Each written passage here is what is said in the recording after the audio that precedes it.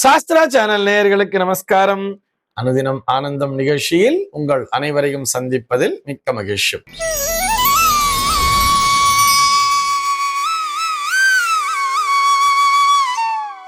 இன்று 25/8/2026 இந்த நாள் குறித்து பஞ்சாங்கம் என்ன சொல்றதுன்னு பார்க்கலாம் வாங்கோ. இன்றைய தினம் பராபவ வருடம் ஆவணி மாதம் 8ஆம் தேதி செவ்வாய்க்கிழமை. திதி பார்த்தோம்னா வளர்பிறை துவாதசி திதி காலை 6:21 வரைக்கும் இருக்கு. அதனை தொடர்ந்து வளர்பிறை திரையோதசி திதியானது வந்து விடுகிறது. இன்னைக்கு நட்சத்திரம் பார்த்தோம்னா உத்திராடம் நட்சத்திரம் இரவு 10:49 வரைக்கும் இருக்கு. அதனை தொடர்ந்து திருவோணம் நட்சத்திரம் என்பதும் வந்து விடுகிறது.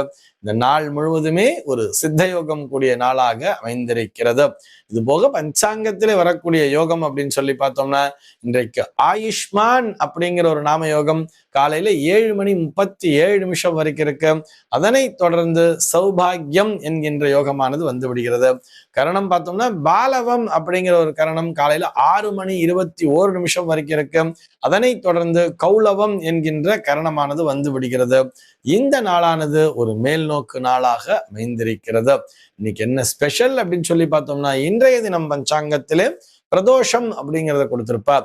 ஆக இன்றைய தினம் மாலை பொழுதிலே அருகிலுள்ள சிவாலயத்திற்கு சென்று இறைவனை வழிபடுவதற்கு மறக்காதீர்கள் என்பதற்காக நினைவூட்டுகிறோம். இது போக இந்த நாளானது திருமுருக கிருபானந்த வாரியார் சுவாமிகளினுடைய பிறந்த நாளாகவும் அமைந்திருக்கிறது.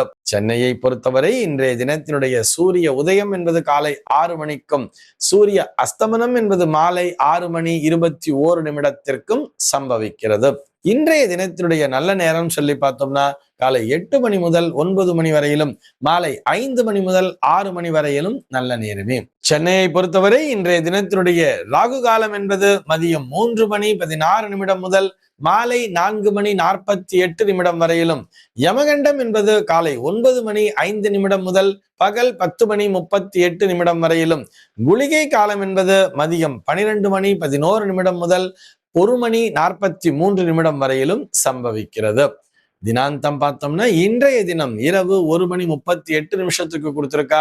சூலம் பார்த்தோம்னா இன்றைக்கு வடக்கே சூலம் பகல் 10:56 வரையில் அந்த சூல தோஷம் என்பது உண்டு. அதற்குரிய பரிகாரமாக பால் அறிந்துவிட்டு வடக்கு திசையை நோக்கி பயணிக்கலாம் அப்படிங்கிறதையும் சொல்லி இருப்பார். இன்றைய தினத்தினுடைய ஆன்மீக தகவலாக, இது ஆன்மீக தகவல் சொல்றதை விட ஜோதிட தகவல் அப்படின்னு தான் சொல்லணும். சம்பத் நாராயணன் அப்படிங்கிற ஒரு நேயர் கேள்வி கேட்டிருக்கார். அவருடைய கேள்வி என்னன்னு சொல்லி பார்த்தோம்னா சிறை செல்லும் யோகம் யாருக்கு இருக்கும் என்பதுதான் அவருடைய கேள்வியாக அமைந்திருக்கிறது. சிறை செல்வதை அவர் யோகம் என்கின்ற வார்த்தையில மென்ஷன் பண்ணியிருக்காரு அப்படிங்கிற மாதிரி யோசிக்க தேவையில்லை. யோகம்னு சொன்னா கிரகங்களினுடைய ஒரு இணைவு, கிரகங்களை சம்பந்தப்படுத்தி சொல்லக்கூடிய இணைப்பினை பற்றி சொல்லக்கூடியதான் யோகம்ங்கிறது. அவர் கேட்டிருக்கிறது சரியான வார்த்தை தான். அதாவது சிறைக்கு செல்லக்கூடிய ஜாதக அமைப்புங்கிறது எப்படி இருக்கும்னு கேட்டிருக்கார். இது போக அவர் என்ன ஒரு வருத்தத்தோடு பதிவு பண்ணியிருக்கான்னு சொல்லி பார்த்தோம்னா சமீபத்திலே நடந்த ஒரு போராட்டத்திலே என்னுடைய பையன் காலேஜ் படிச்சுட்டு இருக்கான். அவனும் அந்த போராட்டத்துல ஈடுபட்டு அரெஸ்ட் ஆனா அப்படிங்கிற மாதிரி வருத்தத்தோட சொல்லியிருக்கார். அரெஸ்ட் ஆனான்னா என்ன அர்த்தம்? இந்த மாதிரி போராட்டங்கள் அரெஸ்ட் ஆறவாலாம் மொத்தமா கொடுத்துட்டு போய் ஒரு கல்யாண மண்டபத்துல வச்சிருப்பா, அப்புறம் சாயங்காலமாயி ரிலீஸ் பண்ணி விட்டுருப்பா. அவங்க மேல எந்த கேஸும் இல்லைங்கிறதெல்லாம் கவர்மெண்ட் அப்புறம் டிக்ளேர் பண்ணியிருக்கோம். இருந்தாலும் என் பையனை அரெஸ்ட்னு சொல்லிட்டா இல்லையா அப்படிங்கிறது தான் இவருடைய மன வருத்தமாகவும் இருக்கிறது. ஒரு ஆதங்கத்தோடு எழுதியிருக்கார். அப்ப என் பையன் ஜாதகத்துல அந்த மாதிரி அரெஸ்ட் ஆகணும், சிறைக்கு செல்லக்கூடிய அம்சங்கிறது இருக்கான்னு கேட்டா நிச்சயமாக இல்லை என்றுதான் சொல்ல வேண்டும். அதாவது சிறைக்கு செல்லுதல் அப்படின்னு சொன்னா அது காராகிரகம் அப்படிங்கிற மாதிரி சொல்லியிருப்பார். நம்முடைய அந்த ஜோதிட நூல்கள்லயே இதை பத்தி எல்லாம் தெளிவாக குறிப்பிட்டிருக்கிறார்கள். காராகிரக அமைப்பு அப்படிங்கிற மாதிரியே பார்த்திருப்பார். யாருக்கு இருக்கும்னு சொல்லி பார்த்தோம்னா 8ஆம் பாவகம் என்பது வலுப்பெற்றிருக்க பெற்றவர்களுக்கு, 8ஆம் பாவக அதிபதி போய் ஒரு 12 இருக்கிறார் அப்படின்னு சொன்னா இது போன்ற அமைப்பினை பெற்றவர்களுக்கு அதுபோல் சிறைக்கு செல்லக்கூடிய அம்சங்கிறது இருக்கும். ஆனா கூட அங்க சனி என்கின்ற கிரகத்தினுடைய ஒரு தாக்கமும் பெற்றிருக்க வேண்டும். உடனே நம்ம ஜாதகத்தை எடுத்து வச்சுன்னு எனக்கு 8ஆம் பாவகம் 12 இருக்கார், அப்ப நான் ஜெயிலுக்கு போயிடுவேங்கிற மாதிரி நாம தவறாக நினைச்சுக்க கூடாது. அங்கே சனி என்கின்ற ஒரு கிரகத்தினுடைய தாக்கமும் அந்த இடத்திலே இணைந்திருக்கும். சனி என்கின்ற கிரகம்தான் அந்த சிறைக்கு செல்லக்கூடிய அம்சத்தினை தரும். ஒரு சில இடத்துல சொல்லுவா தெரியும், இப்ப சிறைக்கு செல்லுதல் அப்படின்னு சொன்னா இதுல நிறைய வகைகள்ங்கிறது இருக்கு. இப்ப நம்ம முன்னாடியே பார்த்த மாதிரி ஏதோ ஒரு போராட்டம் மொத்தமா எல்லாம் ஒரு வெஜிடேஷன் அப்படிங்கிற மாதிரி பண்ணுவா தெரியுமா, எல்லாருமே ஒரு சில போராட்டங்களை நடத்துவா, மொத்தமா எல்லாரையும் கும்பலா கொண்டு போய் வச்சிருப்பா, எல்லாரும் ஒண்ணு அரெஸ்ட் ஆகி சென்ட்ரல் ஜெயில கூட கொண்டு போய் வச்சிருப்பா. சமயத்துல ஒரு 2-3 நாள் கழிச்சு மறுபடியும் எல்லாரும் ரிலீஸ் பண்ணி விட்டுருவா. அதெல்லாம் ஒரு குரூப்பா நடக்கக்கூடிய விஷயங்கள். இவர்களுடைய ஜாதகத்துல பார்த்தோம்னா ஒரு போராட்டம்ங்கிறதுனா ஏதோ ஒரு உரிமை, இவர்கள் ஏதோ ஒரு விஷயத்தை கோரி பொதுமக்கள் நலனுக்காக தான் வச்சிருப்பா. தனிப்பட்ட ஒரு நலனுக்காக போராட்டம் பண்ணி ஜெயிலுக்கு போயிருக்க மாட்டா. தனிப்பட்ட முறையில எனக்காகங்கிற மாதிரி இல்லாம என்ன பண்ணிருப்பான்னு சொன்னா எல்லோருமாக இணைந்து ஏதோ ஒரு கோரிக்கையை முன்வைத்து ஒரு போராட்டத்தினை நடத்தி இருப்பார்கள். அந்த போராட்டம் சட்டத்திற்கு புறம்பான விஷயமாக இருக்கும்போது அவர்கள் எல்லாரையும் அரெஸ்ட் பண்ணியிருப்பான்னு சொன்னா அதற்கு 6ஆம் பாவகம் என்பது ஜாதகத்திலே வலுப்பெற்றிருக்கும். இந்த மாதிரி 6ஆம் பாவகம் வலுப்பெற்றிருக்க பெற்றவர்கள் தான் ஒரு போராளிகளாக இருப்பார்கள். நாங்க போராடுறோம், இதுக்காக உரிமைக்காக போராடுறோங்கிற மாதிரி போராடி இருப்பா. 6ஆம் பாவக அதிபதியோடு இந்த சனியானது தொடர்பு கொண்டு அந்த இடத்துல 8ஆம் இடமும் தொடர்பு பெறுகிறது. 8ஆம் பாவதியுடைய திசையும் நடக்கிறதுன்னு சொன்னா இவர்கள் ஒரு குறிப்பிட்ட காலம் வரை ஒரு 6 மாசம் 1 வருஷம் அந்த திசாபுக்திக்கு ஏற்றார் போல் அந்த சிறையிலே இவர்கள் வாட வேண்டி இருக்கும். நிறைய பேர் நம்ம அந்த காலத்துல மிசா காலத்துல ஜெயிலுக்கு போயிருக்காங்கிற மாதிரி எல்லாம் சொல்றோம் இல்லையா, இதுக்கெல்லாம் காரணம் அவர்கள் ஜாதகத்திலே நடந்த அந்த நேரத்திலே நடந்த ஒரு கிரக அமைப்பு தான் அப்படிங்கிறதையும் நம்ம முன்ன வச்சு பார்க்கலாம், செக் பண்ணி பார்த்துக்கலாங்கிறதுக்காக சொல்றேன். அதே நேரத்திலே தனிப்பட்ட முறையிலே ஏதோ ஒரு பழிக்கு பழி வாங்குதல் அல்லது ஏதோ ஒரு உணர்ச்சி வசப்பட்டு ஒரு கொலையை செய்து விடுதல் அல்லது தாக்குதல், பரஸ்பர சண்டையிட்டுக் கொள்ளுதல், ரோட்ல போயிட்டே இருப்பா, ஒண்ணுமே இருக்கா, 2 பேரும் ஏதோ ஒரு லேசா வண்டி உரசி இருக்கும், உடனே இறங்கி 2 பேரும் பரஸ்பரம் ஒருத்தர் அடிச்சுப்பா, இவர் அவர் பேர்ல கொலை முயற்சி கேஸ் கொடுப்பாரு, அவர் இவர் பேர்ல கொலை முயற்சி கேஸ் கொடுக்கிறாருன்னு சொன்னா அதற்கு காரணம்னு சொல்லி பார்த்தோம்னா அந்த 8ஆம் இடத்தினுடைய தொடர்பு என்பதுதான். 8ஆம் இடத்தினுடைய தொடர்பு அந்த இடத்துல பார்த்தோம்னா பரஸ்பரம் ஒருத்தர் அடிச்சுக்கிறா, நீ பெருசா நான் பெருசா அடிச்சுட்டு அதன் மூலமா சண்டை வர்றதுன்னு சொன்னா அதற்கு காரணம் ராகு என்கின்ற கிரகமாக இருக்கும். ராகு என்பதுதான் என்ன பண்ணுனா தூண்டுதலை விடும். இதுல என்ன தெரியுமா பியூட்டி இருக்கும், 2 பேரும் ஒருத்தர் மோதி இருப்பா, பரஸ்பரம் உரசி இருப்பா, ஆனா இவங்க 2 பேரும் சும்மா இருப்பா.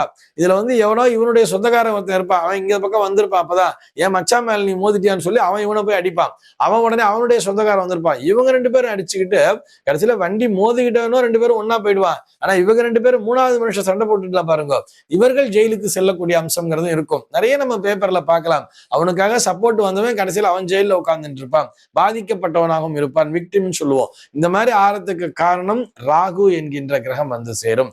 இது போக பழி ஒரு பக்கம் பாவம் ஒரு பக்கம்னு சொல்லுவா.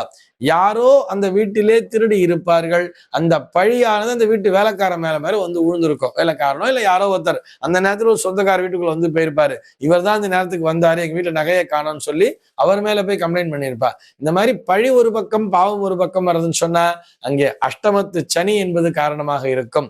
அங்க பார்த்தோம்னா அகப்பட்டவனுக்கு அஷ்டமத்துல சனின்னு சொல்லுவா தெரியுமா, அகப்பட்டவனுக்கு அஷ்டமத்துல சனினா இந்த மாதிரி தேவையில்லாத வீண் பழிகளை சுமக்கக்கூடிய அதன் மூலமாக சிறைக்கு செல்லக்கூடிய யோகத்தினை அந்த அஷ்டமத்து சனி என்பது தரும்.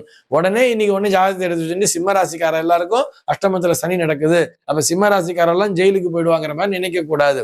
நம்முடைய ஜாதகத்திலும் அஷ்டமத்திலே சனி இருக்க அந்த நேரத்தில் அஷ்டமத்து சனியும் சேர அந்த நேரத்திலே குறிப்பாக அந்த சனி திசையிலே சனி புக்தி அல்லது சனியினுடைய அந்தரம் என்பது நடக்கும் பொழுது இது போன்ற அம்சங்கள் என்பது தோன்றக்கூடும் அப்படிங்கிறதுக்காக சொல்றோம். ஆக அதிலிருந்து நாம் விடுபட வேண்டும் என்று சொன்னால் நம்முடைய லக்னாதிபதிங்கிறது ஸ்ட்ராங்கா இருக்கணும். ஒவ்வொரு செயலையும் ஏன் இதற்கு எப்படிங்கிறத யோசனை பண்ணி அதற்கேற்றார் போல் செயல்பட வேண்டும் சொல்றோம். ஒரு சில பேருக்கு பார்த்தோம்னா திடுதிப்புன்னு நல்லாதான் போயின்றது, எல்லாம் நல்ல மனிதனாக இருப்பான், சௌமியமான மனிதனா இருப்பான், ஒரு பிரச்சனையும் இருக்காது, திடீர்னு பார்த்தா ஜெயிலுக்கு போயிட்டான்பா. என்னன்னு கேட்டா ஏதோ ஒரு உணர்ச்சி வசப்பட்டு தன்னுடைய பிள்ளைகளுக்கு ஏதோ ஒரு சென்டிமெண்டின் காரணமா வச்சுக்கலாம், சும்மே ஏதோ ஒரு ஆபத்து வர நேர்ந்தது, அந்த ஆபத்தினை தடுக்க போய் இவர்கள் அந்த நேரத்தில் அந்த தவறினை செய்து இவர்கள் சிறைக்கு செல்ல வேண்டிய அம்சம்ங்கிறது வந்துச்சுன்னு சொன்னா அங்கே சனி சந்திரன் காம்பினேஷன் என்பது 8ஆம் பாவகத்திலே இருக்கும். எப்படி பார்த்தாலும் இந்த சிறைக்கு செல்லும் ஜாதக அமைப்புன்னு சொன்னோம்னா அங்கே சனி என்கின்ற கிரகமும் 8ஆம் இடம் என்பதும் குறிப்பாக முக்கியமான இடத்தினை பிடிக்கும். 6-12 அங்க சப்போர்ட் பண்ணும் அப்படிங்கிறதுக்காக சொல்றோம். ஒரு சில பேருக்கு நீண்ட நாட்கள் ஆயுள் தண்டனை பெறுகிறார்கள் அல்லவா, இவர்கள் ஜாதகத்துல பார்த்தோம்னா சனி என்கிறது வக்ரம் பெற்று அது 8ஆம் பாவகத்தோடு தொடர்பு கொண்டு அதனுடைய தசையினுடைய காலமாக இருப்பவர்கள் தான் இந்த ஆயுள் தண்டனை கைதிகளாக இருப்பார்கள். இந்த தகவலோடு இன்றைய தினம் உங்களிடமிருந்து நான் விடைபெற்றுக் கொள்கிறேன். மீண்டும் உங்கள் அனைவரையும் நாளைய தினம் ஒரு புதிய தகவலோடு சந்திக்கிறேன். அன்பர்கள் அனைவருக்கும் அனுதினமும் ஆனந்தமாய் அமைய பிரார்த்திக்கிறேன்.